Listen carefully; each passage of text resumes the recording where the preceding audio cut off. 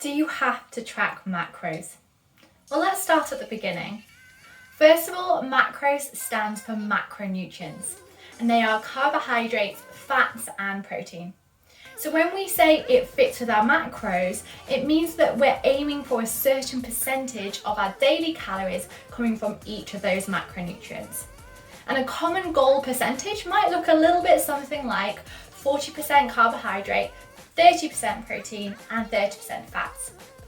To achieve this, usually we have to track our food in some way, most commonly by tracking calories. And to be honest, I have some mixed emotions around macros. Yes, on the one side, the ratio of what we eat can be important, and pretty much everyone that I have worked with has benefited from eating more protein. I often work with adding more protein with clients, using hands and sometimes visual trackers to keep an eye on this. I think the main benefit to macros is the awareness of what we're eating.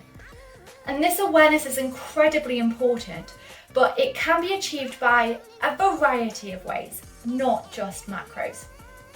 So simply subscribing to a macro percentage for someone feels a little off kilter for me. It feels a little out of alignment, because what about that client as an individual? What about all of these different factors? For instance, their relationship with food. What feels good and enjoyable in their life? Honoring their physical, mental, and emotional health. Existing challenges in their life can make tracking and time-consuming efforts quite hard, and therefore what time available do they have to track something like macros?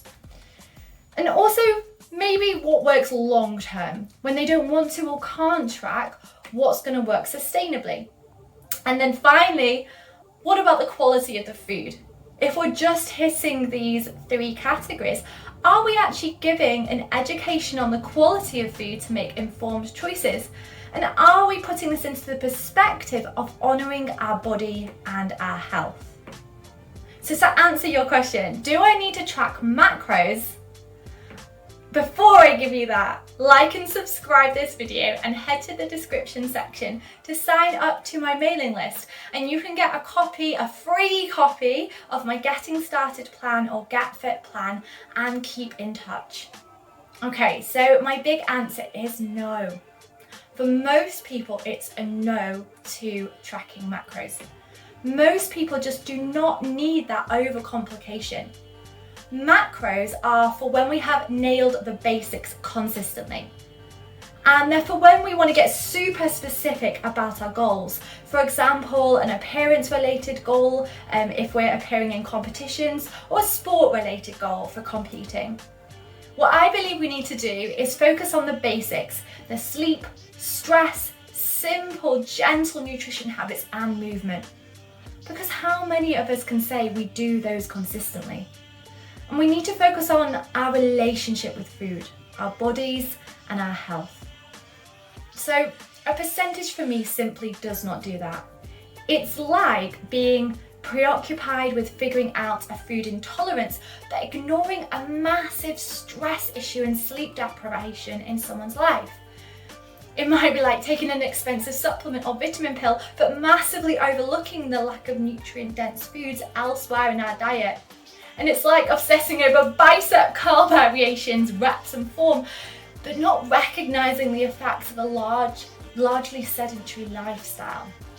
So my advice to you is, let's do the deeper work. Let's see the bigger picture. Let's see macros as a tool in our nutrition toolkit, and it's one of a big variety of tools that we can use. It has its pros and cons. It can be helpful until it isn't. It can be unhelpful until it isn't. Awareness, yes. Overcomplication, no. I hope you loved this, and remember to like and subscribe and keep in touch with me. What are your thoughts and experiences of macros? Let me know in the comments below.